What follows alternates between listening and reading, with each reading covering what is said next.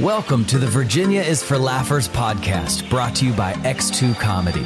If you're looking to get more out of your Shenandoah Valley experience, then this is the podcast for you. You'll meet interesting people, musicians, and comedians that perform here and find out more about what you can do and see. Whether you live here or plan to visit, listen to explore what makes our unique slice of heaven. Now here's your host, Don Davis Womack. Hello, Laughers. Today we have the pleasure of bringing back comedian Winston Hodges. By way of Richmond, Winston has become DC's premier comic and an X2 fan fave. Fans literally mark their calendars when they see he's coming back again. He's known for his high energy storytelling style and his ability to turn the most mundane aspects of life into hilarious material. He's toured all over the East Coast, showcasing his Southern charm and edgy wit. His clips have been viewed a combined 4 million times. His award-winning special, Grieving Productively, is available on YouTube, and his label debut album, Already Aware, is available on Apple, Spotify, and Amazon. Winston has opened for Dimitri Martin, Brian Regan, Mark Norman, and Dave Attell, to name a few. A lot has happened since he was last on the show, so today we'll explore insights and exciting updates in his comedy career, including his upcoming performances inside Melrose Civil War caverns for Cave Comedy Fest. Welcome to the show, Winston. It's great to have you on today.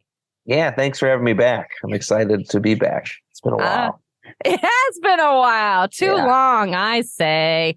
I actually looked back, Winston, and the last time you were on the show was our first year doing this podcast in July 2021, right? Wow. That is a while. With Almost Joel, 2 years. Almost 2 years. Too long. Yeah. And that was with Joel Byers on episode number 16. Jeez. Was that leading up to the show we did together? Yes, I believe that was Cross Keys. That's wild that I can't believe that show was almost 2 years ago. I know. Time flies. Yeah, it does. That was an incredible show. Yeah, that show's one of the best ones I've ever gotten to do. That was really fun. We feel samesies about that one for sure. It was a lot of fun. And then this year, the podcast celebrated its 100th episode, I believe in February. I know. Ooh. Clap for that. There you go. So yeah, it's definitely been a minute. So I'm really looking forward to getting into this. Yeah. Your talents and professionalism are seriously among the best in the industry. Oh, thank you. You're welcome. I'll take it. Thank you. Yes, I highly recommend producers and promoters. I highly recommend. So it's been really fun to watch your journey, and I'm excited to just ask you a bunch of questions. Yeah. All right, let's do this. Let's go for it. Let's go. You made a shift doing comedy full time during COVID, and you moved to DC from Richmond. Yeah. So how long have you officially been in DC now? Yeah, I've been in the DC area. It'll be like, honestly, when we do this, the cave shows, it'll be 3 years, because I moved in July of 2020. So I moved like right towards the beginning of COVID. So yeah, it'll be coming up on 3 years for me in the DC area. Wow. Yeah. How is this even possible? That's just crazy. It's crazy. It's gone by so fast. It has. It seems like it's been a really great move for you, though, for your career. Yeah. Yeah. And I wanted to ask, how would you describe the comedy scene in DC? Well, DC, I think, it's a great comedy city. There's a bunch of really good comedy clubs and a lot of really good independent producers, and there's a ton of, you can get up on open mics every night of the week. Yeah, I've been really lucky. There's a lot of really, really, really good comics up here, so it makes you get better by being on the same shows as them, and you're just, when you're surrounded by some of the best comics, I think it really brings the best out of you. And it's been really good for my career being based out of here. I've gotten a lot more opportunities than I had access to when I was living outside of Richmond. Yeah, I would. Well, it's evident. So, yeah. Pair that with your talent. It's going a long way. Would you say the comedy community in DC spends time outside of shows together or gives each other advice, helpful information? Yeah. Okay. I would say that. Yeah, I think it's people hang out with their friends. It's a pretty tight knit community, and there's different groups. People, some people are better friends with other people, but comics are pretty good about, like, at least up here, when you're hanging out, you can, if people are open to notes or you want to talk about new jokes. And I'm moving to still in the same area, but I'm, getting a new apartment in July. But I've been living with 3 other comedians for the last 2 years. And the year before that, I was living with 2 other ones. And so comedy just always comes up, and people are always trying to help each other get better and stuff like that. So DC's a really good positive scene. It's a great place to be. Yeah, I'm wondering, as you're talking, is there any particular insight or insights that you've received from your fellow comics that you feel has made a big impact on your journey? Almost all since I've been at least in the DC area, like I've gotten tons of great advice and stuff, being too much to even, recount or say, like, people, people have been really kind to me, and I've had comics even from when I've started, like my buddy Chris Allen, who, when I met him, I'd only been doing comedy a couple weeks, and he'd been doing it about 5 years and had just moved to the area. And a bunch of other, like, really good headliners and stuff have given me a lot of good notes. But I would say that probably the biggest one, or the ones that have been the biggest help, is, like, in DC, I have a lot of friends who are more involved in the social media side than stand-up. And so just, like, being a person I'm very stand-up first. Like, I care about my stand-up comedy more than the other aspects of comedy or marketing myself. But being surrounded by people that have a really good knowledge and are understanding of, like, how you should, post every day, and, like, how to edit clips and stuff, and just trying to, give me the push I needed to, like, because I used to not post clips at all, and now I do it all the time. So advice on that type of stuff has been, like, the most helpful, in my opinion. Yeah, I think before the show, well, I don't think I know, before the show you were mentioning before we recorded, I should say, you were mentioning how there are fans that you have gotten from social media that now do come to the show. So it sounds like it's working. It's weird. It's weird to have people that like me enough to, like, show, because it's just, you just are at a point where it's like, it's not like I'm, famous or huge or anything, but then you got people that say, hey, like, I did a show like a month or 2 ago, like right after my social media started to really pick up some steam, and they're like, hey, who's seen this guy on Instagram? And, like, 15 people clapped, and I was like, oh man, 15 people came because they saw me online. That's so, it was a really cool feeling. Like, even in I think when I sent you the intro or whatever, I was so, like, proud or whatever, where I was like, oh man, I've been viewed over 4 million times. And then in the last 2 months, it's been, like, exponentially more than that, just from posting every day and, like, keeping on top of it and trying to post good content. So that's been really validating and rewarding, because when I used to post and no one would watch it, it would be very demoralizing to post something that I think is very funny and find out 12 people agreed. Well, what do you think is the difference then? Is it frequency from before to now? Yeah, I think it's frequency. Okay. I think it's I got a nicer camera. It turns out that the quality of the video is important. It turns out that it doesn't matter how funny it is if it looks like, it's running on 280p or whatever on a, Windows from, like, 99, that people aren't gonna, care about it. So I got a nicer camera, and then just the consistently posting, and then not, because I still have a ton of videos that get, like, no views, and then just being like, it's okay if if I post 10 videos and 9 of them get, like, a few thousand, and the 10th one does really well, that's all that matters.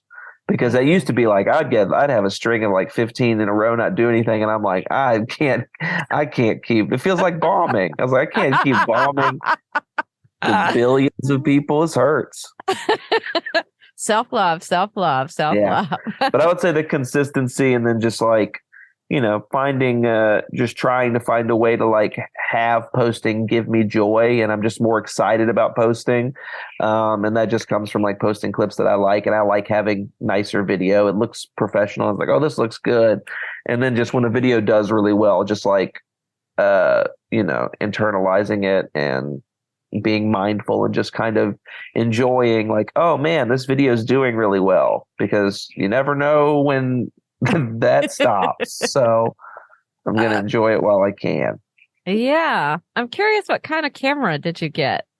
I got a Panasonic GH6, which is a really nice camera, expensive, but not like, you don't have to put a mortgage on your house. You don't have to put a lien on your house. You have to take out a second mortgage to get it. But it For is real, like, right? it's and it looks nice and it looks crisp, and yeah, I really like the camera, and I'm still learning how to use it. So it's going to look even better because it looks great, and I have no idea what I'm doing with it. So, so I can't imagine how good it's going to look if it was operated by somebody that was competent with the video. I know. We're as comedians, we're having to learn all this technology. I know. I did comedy because I hate school, and now I'm doing homework all the time, trying to learn how to do stuff just so I can keep doing comedy. But I know what you mean. And what do you use to edit your video? What software do you use? yeah, I need to change that too, because I'm just using iMovie. I use the free thing that they give me just because I know how to use it. But I think that's going to be the next. I've got my budget set out, so the next money that comes in that I save and put towards whatever the next like a business expense is, I'm going to probably upgrade to either Final Cut Pro or Adobe Premiere, just one of those nice editing programs that make it easier. Like, I'm sure I'll get it and then I won't know what I'm doing, and then I'll learn how to do it and be like, oh man, I can't believe I was using iMovie for the last 5 years. I know what you mean. I just put together this portable podcast setup, and I went to a music store to get set up for it. They're the best with sound. They would know what they're talking about. And they did set me up with it. But then it was this new piece of equipment. I had no idea what I was doing. Yeah. I got no clue. I think I'm going to take a class for my camera, because there's a place that offers a class, and I'm going to go in and pay them several $100s to tell me things that I probably could have learned if I just had paid any attention in college to anything at all. But we did figure it. We're figuring it out. I figured it out too. Yeah, we're doing it. Yeah, we're doing it. Lappers, if you want to listen to the first portable podcast setup, that was just episode 114 at Marceline Vineyards. Nice. Ended up drinking extra wine trying to figure it out. It was a good time. You got to do these things. It's great. You've been opening up for some pretty big names since you were last on our show, like Dimitri Martin, Brian Regan, Mark Norman, and Dave Attell. What were those? Yeah, those are pretty amazing names. What were those experiences like for you? Man, it's so interesting because it's like they're all very lucky for a lot of them. So the Attell one he was really wonderful to work with at the DC Improv. Very kind and complimentary and just a fun person to be around. And all these people are like, they're people that I've worked with maybe once. So I worked with Dave Attell for a whole weekend, and that was like amazing. And Dimitri Martin was a last minute. I got reached out to like, hey, you've been recommended to us. He needs an opener. And that was like, I think I think it was like a sold out show, 600 people. And that was just a really, really, really fun show. And I worked pretty clean for that show because that's what he wanted. Because that's what's interesting is like he works clean. And then when I worked with Brian Regan, I was hosting for him for a weekend because my buddy Steve Rogers is his like one of his touring feature acts. And I love Steve. Steve's a great, amazing comic, an amazing clean comic, so funny. And it was just a thing where like we just had a fun time. And I think what I've noticed is how down to earth all these people are. Like Mark Normand was really nice to work with. And so these are all people that I've worked with once. And then like I also opened for this comic, Jamie Lee. She's been on HBO's Crashing, and she's one of the writers for Ted Lasso. And the coolest thing is like, she's one of my like, her and I are friends. Like that's what's crazy. It's like, I don't just open for her, we're friends. So Wow. It's been pretty awesome. That's like 7 degrees of separation. That's my favorite show, Ted Lasso. Yeah. I love that. Everybody should have a Ted Lasso in their life, is what I keep saying. No, I agree. Yeah, and she's great, but it's been really I think that's been the coolest thing is like all these experiences have been very different, and they've all led to different things, and each experience has been different. So it's like my buddy Chris Allen, he's one of Mark Norman's usual openers, and so like I've gotten to work with Mark a couple times. He's always been really down to earth and nice, and just people. Yeah, just finding out that like all of the people we've named are very nice, and they've always been very good to me, which is very, because you can't say that about everybody. So it's it's good true. to say. So that is good to say. I'm glad you had those really great experiences. Yeah. That's something to be grateful for sure. Can you share with the laughers what your award-winning special Grieving Productively and your album Already Aware is about? Yeah, so Grieving Productively, which is on YouTube, and these and note to the audience, these aren't clean. These two aren't clean. I just think that should be said. All right. It's very. But I will say this: is it's like people that are like. So I started doing this for my mom, and it works out great. If you like my comedy, but you don't like cursing or whatever, if you go to my Instagram to watch my videos, you can watch them with the sound off, because when I caption it, I take all the swear words out. I was going to ask you about that. I was like, what is he doing? And I replace it. So it's like, so that way, if you like what I do, because my jokes aren't like, I just curse. I'm not really dirty. You know what I mean? Right. Like I may be right. I would say probably 5% of my regular jokes are dirty jokes, and the other 95% are just like, I just curse in my day-to-day life. But if you like me and you don't want to see the cursing, but like you want to see all the funny stuff that I do, it's like I have made it at least in the last 15 to 20 clips, and I'm going to continue doing that, where like if you have it with the sound off, it looks like I'm working completely clean. It's great. I'm working I work clean with the sound off. I'm the cleanest comic in the world. So but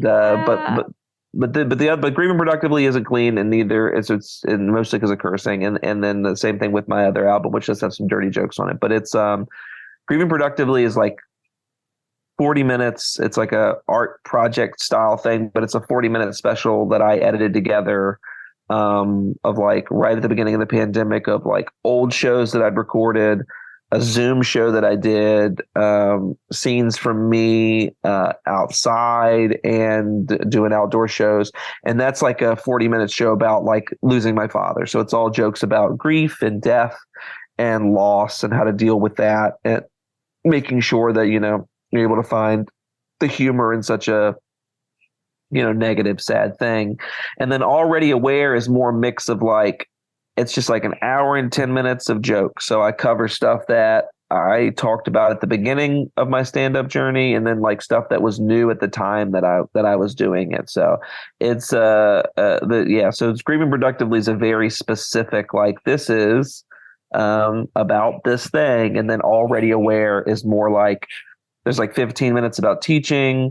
There's like some jokes about guns. There's some jokes about dating. It's like all over I talk politics, race, religion. It's like all of that's like a more regular stand-up album, and it's like 65 minutes long, 70 minutes long, and so that's more of like, hey, if you just want to hear regular jokes and you don't care if they're dirty, go listen to Already Aware. But if you're like, oh, I don't mind cursing, I'm interested to see what a edited together special that like I won like best director and best in show for, like, I entered it into some film festivals, so people seem to react really well to that one, as far as of it being like a, for lack of a better term, like a artistic piece as opposed to a just a regular stand-up special. But yeah, those are what the two things are about. One's very general and the other's very, very specific. If you don't want to listen to dead dad jokes, I wouldn't listen to Grieving Productively, because that's all that it is. It's like 40 minutes of that. Yeah. Well, that was a really well done special, though. Thank you. I appreciate it. Yes, I very much enjoyed that special. And I think the sweetest part of it was after you watch it, you have, rolling credits at the end, and you have your dad come up. Yeah.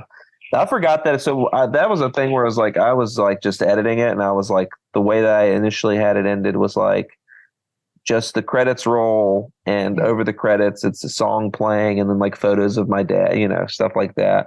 And then I was going through old footage, and I was like, oh yeah, my dad got on stage once at a show, and I forgot about that, and I found it on my YouTube. So I had to like pull it off of YouTube and edit it out. And it's just that's like a little post credits thing where it's just like, so because it's like 40 minutes of talking about my dad, and then you see pictures of him, but like you don't really get to hear him.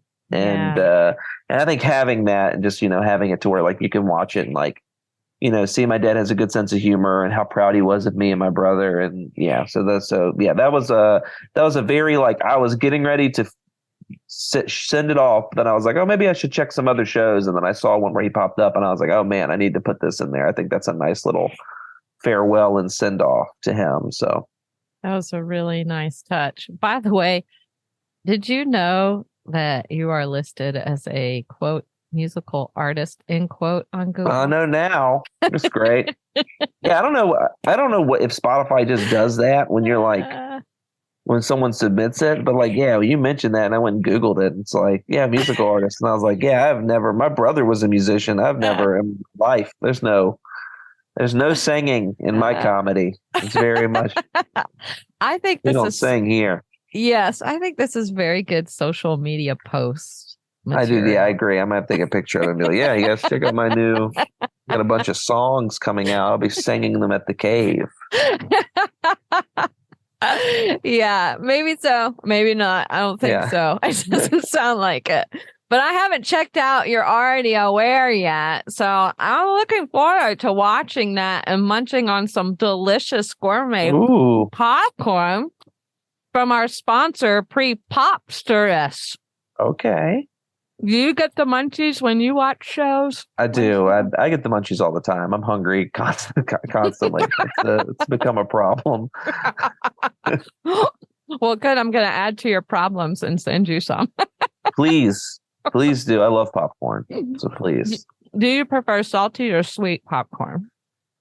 I usually like both. I do like both. Like I like a nice salty, buttery sweet, like so good. And then also like I'm a sucker for like a nice caramel coated popcorn. That's oh man, where it's like almost eating candy. Yeah, I like both of those. Me too. I love a good sweet and savory mix, which is why I'm munching down on this Windy City mix. Ooh. Mm-hmm. It's a mix of their classic cheddar and what you like, the caramel flavor. Oh man, that's awesome. I know. I'm jealous of me right now eating. I am jealous because I don't have any popcorn. I'm just sitting here having not eaten lunch and watching you eat. It's really good. I'll keep telling you about it the rest of the show. Please. Yeah, just nonstop. Tell me how good it is. I will. I would love that. And Lappers, you know what? Get your PrePOPsterous today so you can munch on it when you join me for the next week's episode.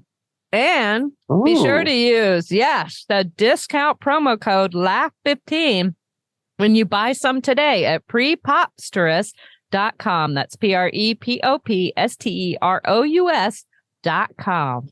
Nice. I know. I love it. So good. All right. I'm trying to get focused here again and ask you this next question. Yeah. Okay, you mentioned it a little bit earlier what you did for your mom about the material with the videos. Yes.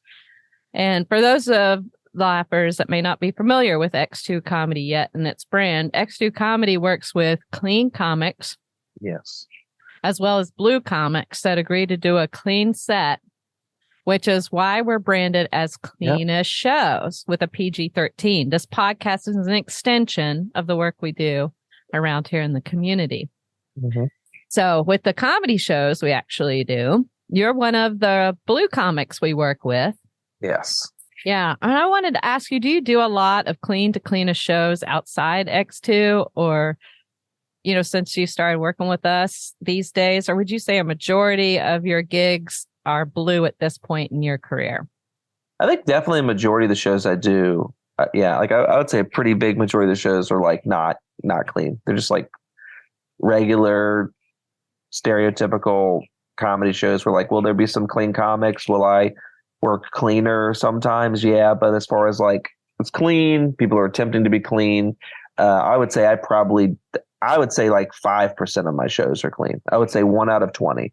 So, and the majority of like, the best ones are generally with y'all. So it's like, cause y'all, I don't know, y'all, you got your brand, you got your followers, you got your fans, and it's people that really want to be there for it. And the shows are usually sold out and pretty fun. So yeah, but I would say 1 out of every 20 I'm getting to do is like a clean show. Okay, so he's gonna mix it up for you, laughers. I am. I can do it. I can do it. I let her husband dictate what I can say. I watch his sets and he always slips up, and then I'm like, all right, I found where the line is. And if anyone's gonna get mad at anybody, it's gonna be Dawn at her husband. So that's Chris's problem, not mine. All right, we're going to share some behind the scenes, behind stage with us comics. He does do that, and he always lets me know. He's got a little pencil or a pen and a piece of paper, and he writes them down. He's like, "Oh, got another one." Yeah, every time I go in and I watch the whole show, and anytime someone talks about a topic or says a thing that I didn't know I was allowed to do, I'll write it on a little sheet of paper and I'll show it to Dawn. It's like, Dawn, I want to let you know this is what I have been okay to do by everyone else on the show. And then I don't cross that line. We keep that line. I don't cross it. See, that's why. See, that's why we're clean-ish. Yeah, it's clean-ish. PG-13. That's right. PG-13. Yeah. So there is a bit of wiggle room, and we all have fun with that. So, Lappers, that means when you come to the Cave comedy shows, you can just know that off Cave stage, there will be myself, my husband, and Winston, who is headlining back there where you can't see us. Yeah. And if Chris is up there and he lets one slip, then you can just envision Winston back there with his pen and paper. Yeah. And honestly, guys, if you go to the show and you feel like you can trick Dawn or Chris into saying something, I say go for it. You know what I mean? If they're talking to you and you think that you can get them to slip up, it's a fun game for me. I think it's fun. I think it's funny to listen and see what y'all do. It's never anything really bad. It's just funny because I go in with the mindset of I'm not going to say anything, and then they'll be like, "Ooh, Chris! Oh goodness, Chris! I know. Oh my gosh, Professor!" He does. He dances all over that line. Yeah, he does. Keeping it spicy. Yep. But I know your mom is a fan of our brand. Yeah, she is. And she is coming to Cave Comedy Fest along with your girlfriend, Amanda. Yeah. And I'm wondering, how did they react when they found out about your comedy gigs happening inside a cave? So my mom is like my girlfriend Amanda's she likes things that are different. So I think she was excited it's in the cave. She likes any excuse to go on a little trip. And then my mom loves that area, so she's like really excited to go up and see it. And the shows combine my mom's two favorite things that I do in comedy, which is when I work clean and when I do crowd work. So it's like that's her two favorite things. She loves crowd work. She loves clean comedy. And so she's really, really, really, really excited. She's excited to see multiple shows. She's excited to come and just like kind of just enjoy being in like a cool, beautiful place. And so my mom's very excited. Like she's counting down the days to it. So yeah, it is a very beautiful place. We actually did a podcast episode with them early on. I don't remember the number exactly. It's 30 something. Okay. And they talk about the Melrose Civil War Cavern. So do check that out, Lapper, so you can get some idea of what you get to experience. This cave actually was used by both the Confederate and Union soldiers during the Civil War, which is why it's called Melrose Civil War Caverns. Yeah. And they have both the Confederate and Union soldiers' signatures that they themselves wrote on the cave walls. That's pretty cool. It is very cool. So they'll write their name and they'll put the year there. It is very wild and super cool. And during Cave Comedy Fest, between the multiple comedy shows, they are offering cave tours as well. So you can get an even more expanded view of that experience. It is going to be absolutely amazing. And we're super excited that you're going to be a part of it this year. It's going to be awesome. It is going to be awesome. It's our second year. So it's a new name. It's shorter, says what it is. It's also a truly unique comedy experience. And I want to ask you, how are you, Winston, approaching preparation for the 4 shows you are doing inside this cave? It's such an unconventional space. It is. I've never done comedy inside of a cave. So the only thing that I'm not even concerned about, the thing that I think will be interesting is I'm approaching it being like I'm going to get there early and just kind of see what the acoustics are like. Because I'm sure the acoustics are great, but you just don't know what, you know what I mean? Like I just can't picture, because I know it's going to not, like, even if it doesn't sound different to the audience, it might feel different being on stage and doing it. And I just think, I know it's like you told me there was like 75 seats. So it's going to be like an intimate thing in a cave. So I'm just approaching it with the idea of like, I'm going to bring my camera. Each show is going to be completely different and unique. And I think that it's like, I would suggest people buying tickets to all 4 shows. That is what I suggest. Because they're going to be, I think because they're going to be different. I'm going to be doing almost exclusively. I mean, it's exclusively going to be crowd work, but I'm just going in with the mindset of like, this is going to be unique. This is going to be fun, and to just kind of enjoy it and just have fun with it. So I'm excited because I think I do the best when I feel like there's no pressure, and I have no pressure because I'm like, this is going to be in a cave. It's going to be weird and silly. And I know the show's going to be good. So I'm approaching it with just the only thing, and not even nervous, but the only thing I don't know what to expect is what is it going to sound like? Like, I don't know if I'm going to sound like I'm yodeling or like if I'm going to sound just like very crystal clear and crisp. Like it's like how great my voice is going to sound in a cave, but I think it's going to be a lot of fun. Yeah, you bring up a very good point. When we were scouting caves in the area to do this event, that's something we wondered about. Like, how is that going to sound? And when we partnered with the 2 businesses that are doing this event with X2 Comedy, and that's Beards and Broads Axe Throwing, and was entertainment, a restaurant, and that's one of the businesses. And then Melrose Civil War Caverns, they had wondered the same thing. We brought the sound equipment in to check it out, and it was actually surprisingly awesome. Good. It didn't. I mean, there's a bit of a little echo there, but because I think it'll be fine because I trust you because I know it was like such a success last year. But it's like but it's like, I don't want to like show up and like have a joke not work, and then I just hear the joke not work 12 more times because of the echo, where it's just silence, where it's just like I say the punchline and it's just like echo, and it just keeps going. Just be like, I guess I'll just listen to that not work for.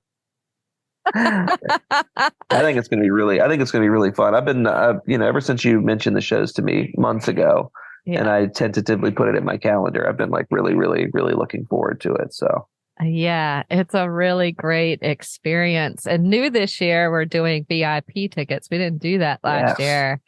And the VIP tickets, we came up with something really, really cool, because normally you cannot bring drinks inside the cave. It's a historic cave, so they want to preserve it. But they are, for the VIP will be allowed to bring their drinks inside the cave. They will get to enter early before everyone else and choose their own seats wherever they want. And they will be the only ones that can take pictures with the comedians inside the cave after the show. So it's super cool.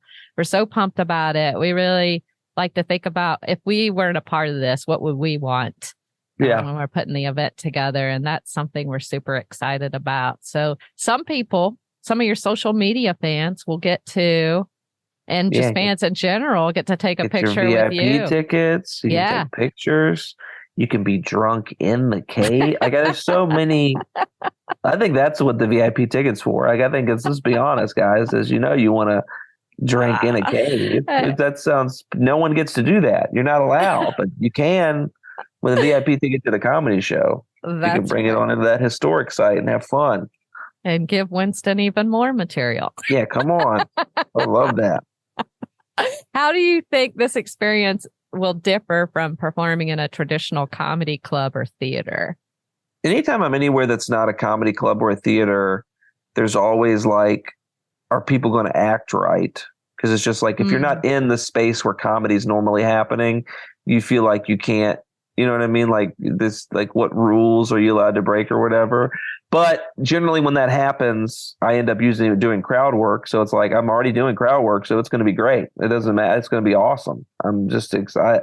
I think the major difference will be like how people will be acting. Will people, just not that people will be disrespectful, but just the understanding like, hey, even though we're in a cave, this is still a performance. But because it's crowd work, it's going to go great. I'm so excited. It is so exciting. Side note for everyone listening, because this is important to know. If you've not done cave tours before, that's something new to you. It is chilly inside caves. Yeah. Is it around 50 degrees? So you will want to bring a light sweater or jacket. Yeah. And the only way you can bring a jacket in is if you have a VIP ticket. If you don't have a VIP ticket, it's tank tops and shorts, mandatory flip-flops. That was a joke, laughers. If you do forget your light jacket or sweater, there will be sweatshirts on site that you can buy in case you forget. But if you know that ahead of time, it can be helpful. Yeah, it'll be. It's cold in caves. So bring a little light jacket, even though it'll be, the middle of July. It'll be. I'm excited. I'm so excited for it to not be 1,000 degrees when I'm on stage. I know what you mean. And it's perfect for the performers inside the cave. Like wear the jacket off to the side, but then once you start performing, you just leave it on the chair. It's going to be great. Yeah. It's really great. Yeah. You're going to do the crowd work, which you've been talking about. And honestly, when it comes to your crowd work, it's among the best I've ever seen. Thank you. You are welcome. It is super fun, laughers. Audiences love it. And I see why. How did you get good at it? Just practice. It's just like anything else in comedy. You just like have to do it. When I was early on, I wanted to get good at it. And so I made an effort to go places and try it. There was there's this comic, he ran a show that was at this like a country bar almost, and it would be like music and comedy. And so he would have someone play 30 minutes of music, and then he'd have a comedian for 15 to 20 minutes. And he asked me, this was every Wednesday, he was like, hey, he's like, can you just do 30 minutes of comedy every Wednesday for like $25? And I was really new. I was like, I can do that. I said, but are you okay if I just do crowd work the whole time?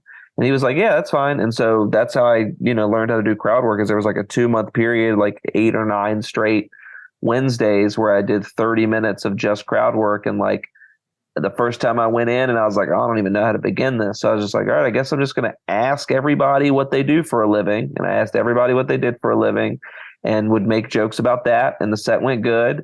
And the next week I was like, oh, I'll just do the what do people do for a living thing. And I come back in there and it's the exact same audience. It's all bar regulars. So I can't ask, what do you do for a living? Because I already know. And so I was like, okay, I'll ask, are you dating? And I did dating. And then the next week I came back and was like, oh, where are you from? And we did that. And by the 5th or 6th week, I would just come in and be like, hey, Daryl, how was your week? What's up, Dave?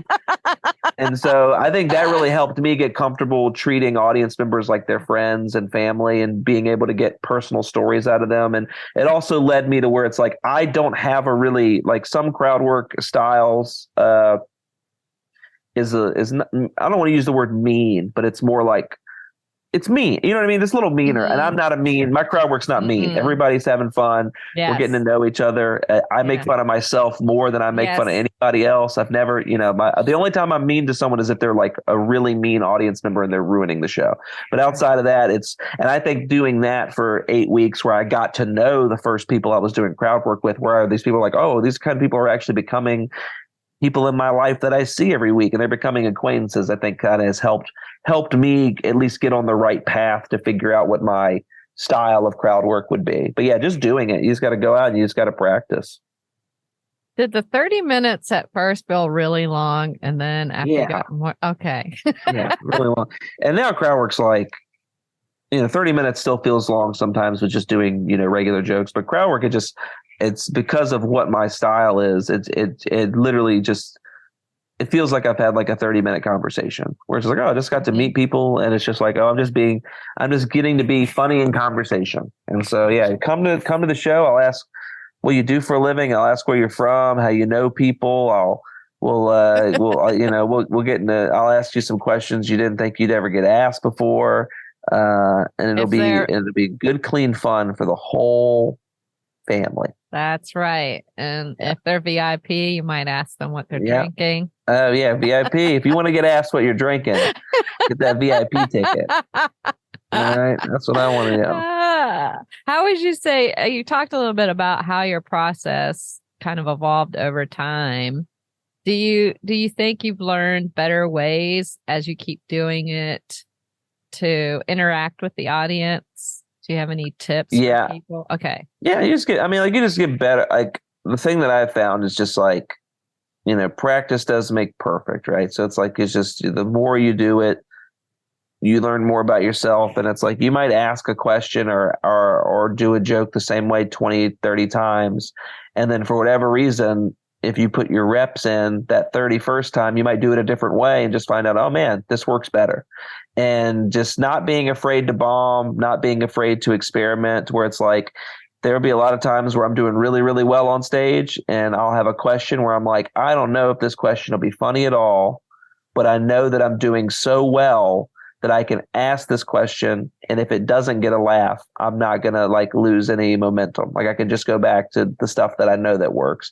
So I just like to experiment a lot, and just especially on the shows that are like crowd work. Like I think when we did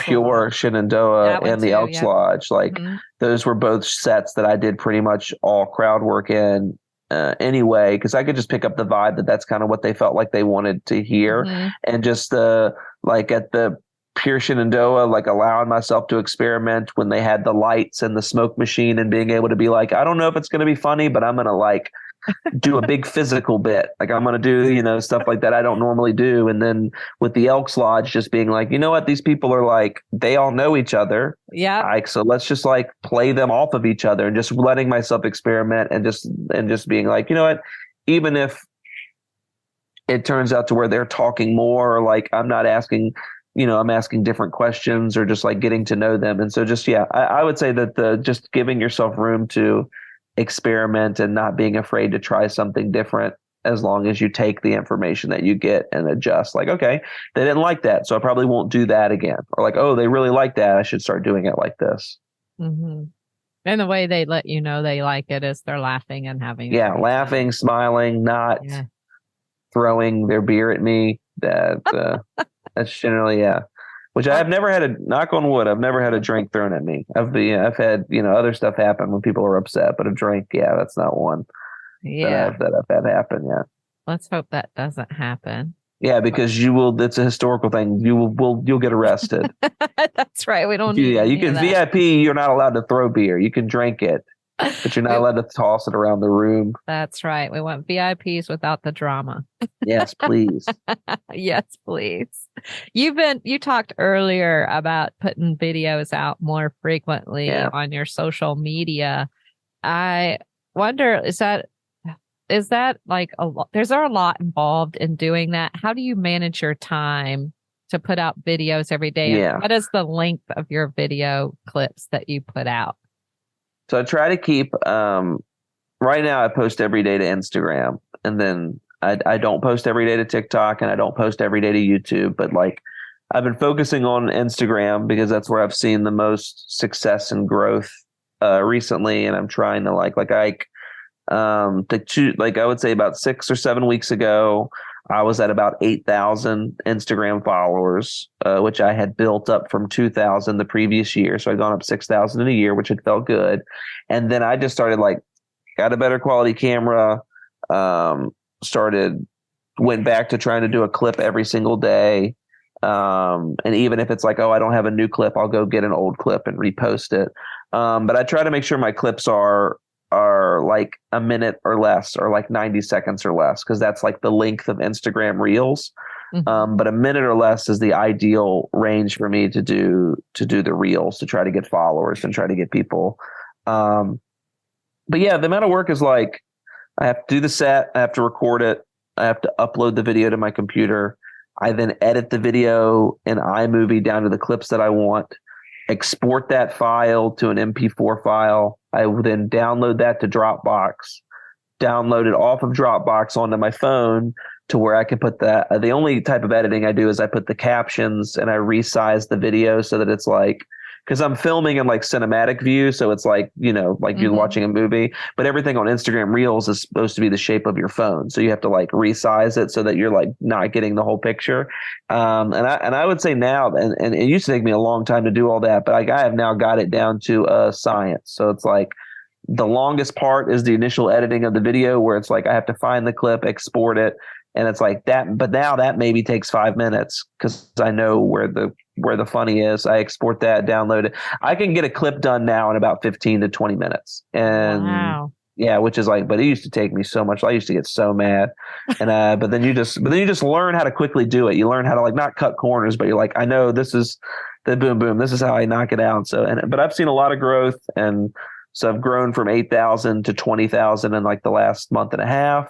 And I've had several videos one got 2.2 million right now, and the other one's right at 1 million, and then a bunch of other ones that are in the 100 to 400,000 range. And just when you're posting consistently, it gives people that follow you something to look to. And so my next step is right now I pretty much just post jokes and crowd work, and I think the next step is just getting out of my comfort zone and doing more characters or sketches or just things that I think people might want to share more than just regular stand-up, to try to give people, let them see what my personality is, and try to bring more people to shows like that. But yeah, I would say posting consistently, and then finding something you enjoy posting, because it can be a chore to do. And when it's a chore, people put off their chores. People don't always do them. So when you start posting stuff that brings you joy, and you start to see the people positively reacting and people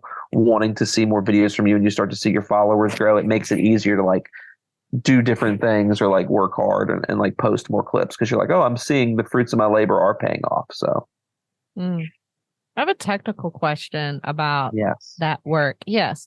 It is the captions. I see a lot of comics do the captions. Yeah. I don't know how to do that. How do you do that? You just got to get an app. There's you can just look up any there's a lot of captioning apps where it's there's some that'll auto caption for you, and then you have to it'll caption it to the best of its ability, and then you can go in and change it. And then there's other ones that you can just do it. So like CapCut, people use InShot. I use mixed captions. I mean, you can put captions on in video editing programs too. Mm-hmm. But that's the most time consuming part of it. Is the captioning. But it's important because there's people that watch videos when they're not supposed to be watching videos, and that's mainly why people do it. Is people are at work watching videos, and if you want people to enjoy your video or enjoy your comedy while they're at work instead of doing their job, you need to caption your videos. So yes, I am aware. I'm aware of this. What advice would you give to aspiring comedians who are just starting out?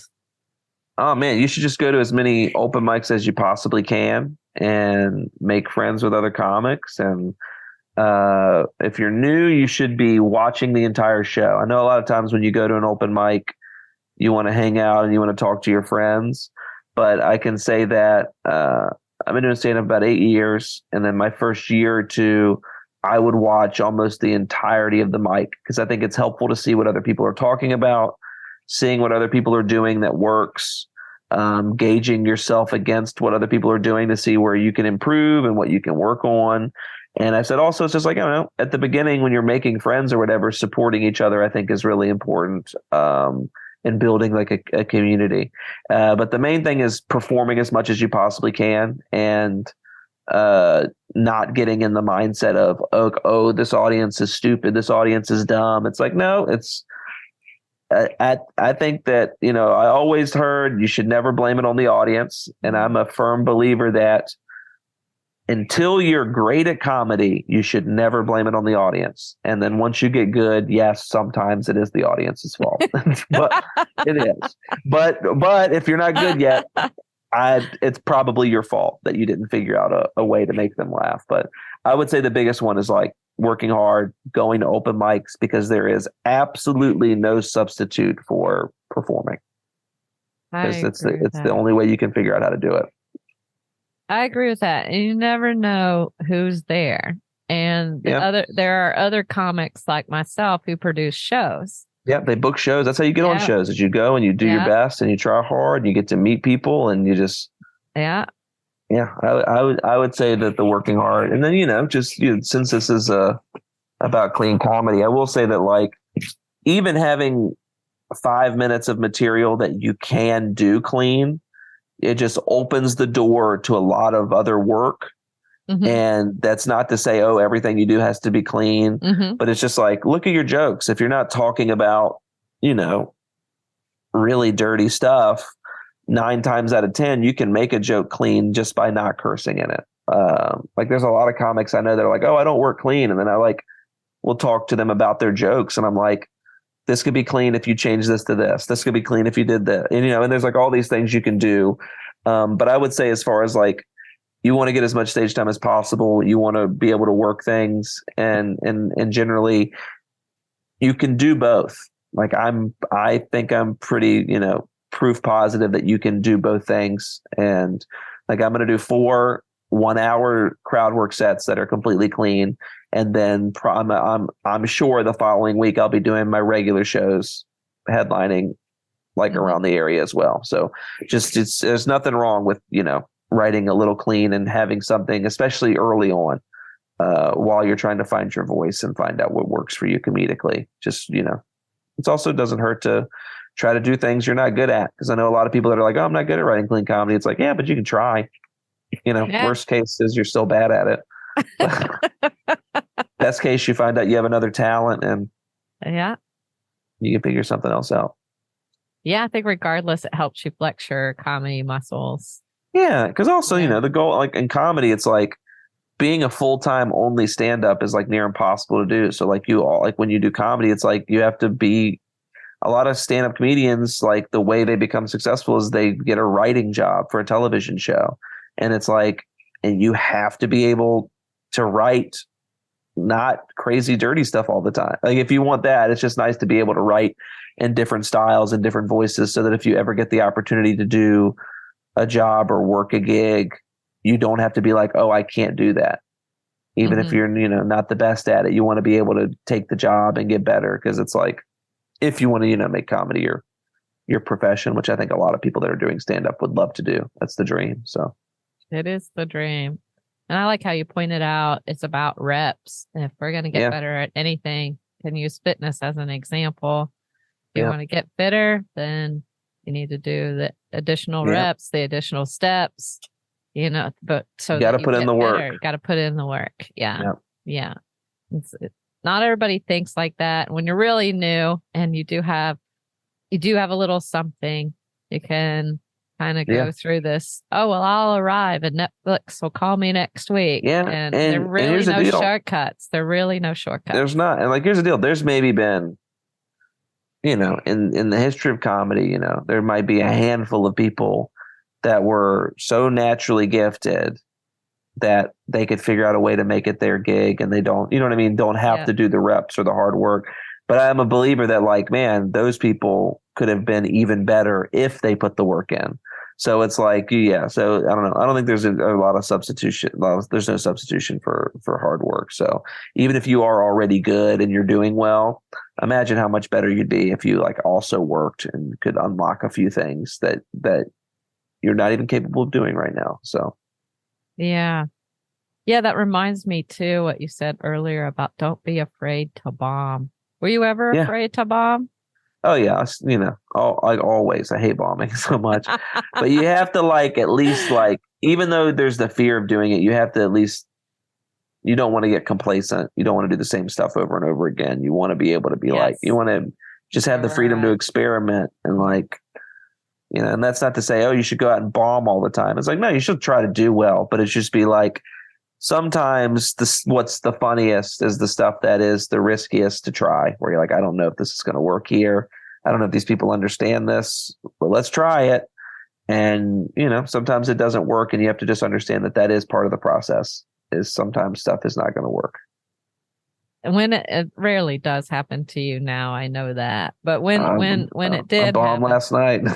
Did you? I got back from the Bahamas and immediately went to an open mic, and I was like, man, this was woo.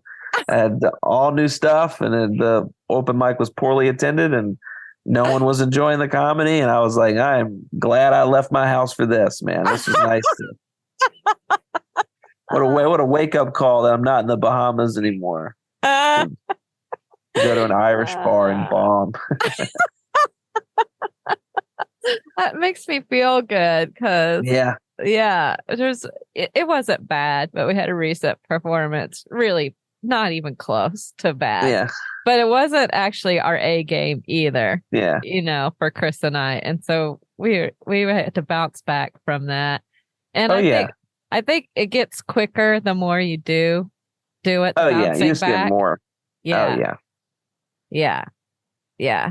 So I bomb all the time. So well, you know what? If you're gonna bomb, an open mic's a great place. That's supposed to be where you experiment. Yeah, that's where you bomb. And then when your jokes get good, you go on a paid show and do them there. Yeah.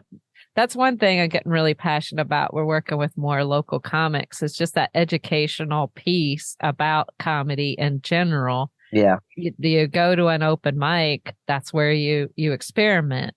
Yeah. But if somebody is paying you to be on a show, they're paying you to be funny. So you want to make sure you bring the jokes that works to a paid show. Now, of course, pros know that, but new people that are transitioning to pros need to learn that. Yeah. But that's really good advice. So what would you say is you found for you the quickest way to help you bounce back? Is it a mindset? Is it something you tell yourself? Do you go do another one? Okay. I mean, also just doing it. I just do so many. When you do, that's another positive of doing so many shows is I'll do like 12 to 20 shows a week. So it's like if a show doesn't go well, I'm on my way to another show. So it's like you just do another one, and then when you've done as many as I've done, and you start to really see like, oh, I do, I might bomb this number of times, but I do well this number of times. So it's like, the bombing. If you do a ton of sets, you start to just be like, oh, the bombing is the outlier. I'm doing better more often than I'm bombing, and that just kind of helps put it in a better. It's like understanding, and just puts it in a better frame of reference for me, where I can just be like, okay, this is fine. Like it's okay. I'm not happy that I bombed, but also it's like it's not the end of the world because I'm on my way to another show, and the last 12 shows I did were really good. So. Yeah. Just having a good perspective. Perspective was the word I was searching for. Yeah. Just having a positive and like reasonable perspective on like what you're doing, and just understanding like, hey, shows aren't the same as each other. You can't, rate them apples to apples. It's like they're very different. Every show's very different.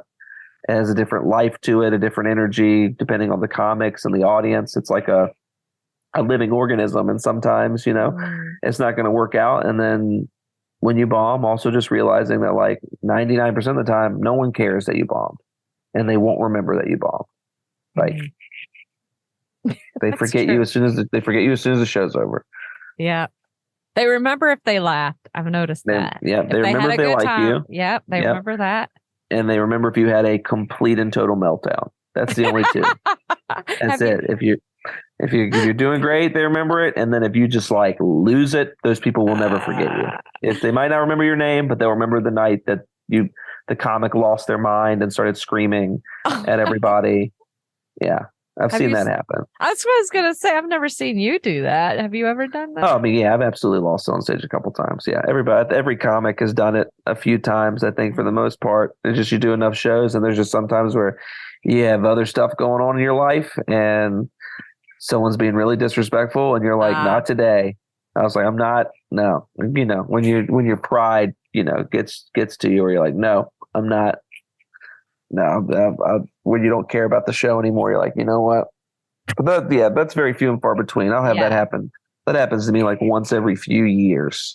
I thought it's but you just you just gotta let it out and just be like, all right, that's good. On to the next show.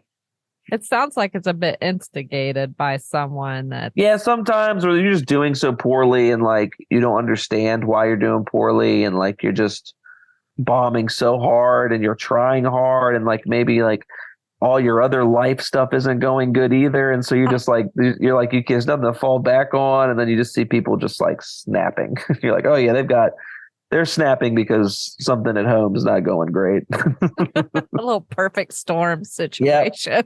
Yeah, that's the trouble at home is what that is. It gives people something to talk about and remember, like you said.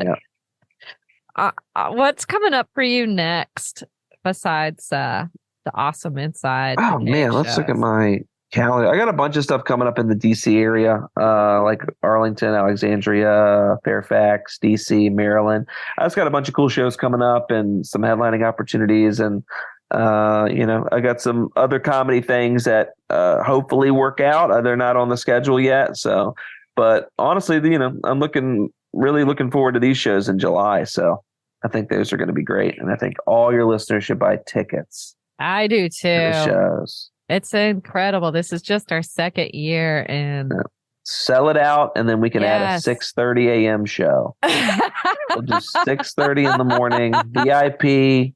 There'll be a church service after the show with mimosas. Yeah, with mimosas. That's what we would love to do is add shows. A brunch show would be fun. Yeah, that would be really fantastic, and we see this growing in the years to come to be able to add more shows and more days. So come on out and support. Yeah, come out, buy tickets. Yes, and fill the house. There'll be plenty to do. Please. Have you ever played? Yeah, please. Have you ever played Jelly Ball? Do you even know what that is? I don't know what that is right? at all. So Melrose Caverns has Jelly Ball. I think it sounds like sort of like a Nerf gun game in a way. Oh, that sounds fun. Yeah, but we're going to have cornhole too, and there's axe throwing outside and other lawn activities. And in the food and beverage garden, we have Bricks and Columns Vineyards and Restless Moons Brewery, One Tribe Farms food truck, and PrePOPsterous will be there also. They'll be there. We're looking at adding another thing, but we can't say right now till we sort that out. But there's going to be lots of cool stuff and lots of fun people and good times inside and outside the cave. So I can't wait. Yeah, it's going to be a total good time. Well, as we wrap up here, how can people best follow you on social media or otherwise to connect with you and get more information? Yeah, the easiest one is winstonhodges.com because it's got links to all my stuff. But I would say that if you want to follow me and see the most accurate where am I going to be next or contact me is at Winston H Comedy. So first name, last initial comedy not at G, that's my email, but at Winston H Comedy on Instagram. That's where I'm the most up to date on there. I post a ton of stuff and I post every day. So like, share, subscribe, do all that fun stuff. But yeah, that's where I would recommend following me is Instagram. Yes, and then you can see his short video clips and how he edits for his mom. Yep. Now you want to clean, turn the sound off. Yep. If you want to clean, turn the sound off. I got you covered. Either way, he does. It's perfect for our brand too. We appreciate it. And Lappers, we'll put that information, his information in the show notes for you. So if you're working out or driving, please stay safe. When you stay put, you'll get what you need. Plus, we'll also have for you that discount promo code LAUGH15 to buy your delicious gourmet popcorn at PrePOPsterous.com in the show notes for you as well. And thank you for coming on the show, Winston. Thanks for having me. Oh, you bet. It has been such a blessing. I love hanging out with you. Super it's been fun. I know. Wish I lived in DC. I'd hang out with you and Amanda. I know. We would. I'm excited for July. It's going to be fun.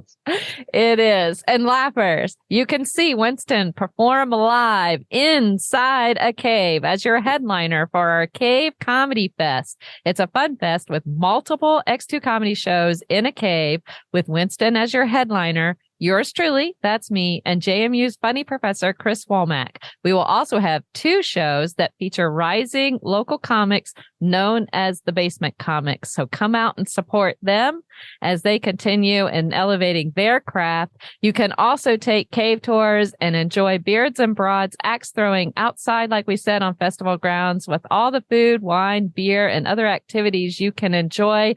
Plus, 10% of the proceeds benefit Living Waters Freedom Initiative, which is a nonprofit for vets helping vets. So you're even supporting a great cause. Seating is limited inside the cave, so buy your tickets today at x2comedy.com or at melrosecaverns.com/comedy. And don't miss out. We can't wait to see you there. And lastly, and most importantly, thanks for tuning in, Lappers. Out of all the podcasts out there, you picked us. And we think that's pretty darn special, just like you. Until next time, keep smiling. Bye. Bye. Thanks for tuning in to this episode of Virginia is for Laughers podcast, brought to you by X2 Comedy. We'll be dropping a new podcast every Wednesday, so check back for another uplifting episode. Come to an X2 Comedy show or let us bring one to you. To find out more, head to x2comedy.com. Be sure to share this podcast with a friend, and until next time, cheers.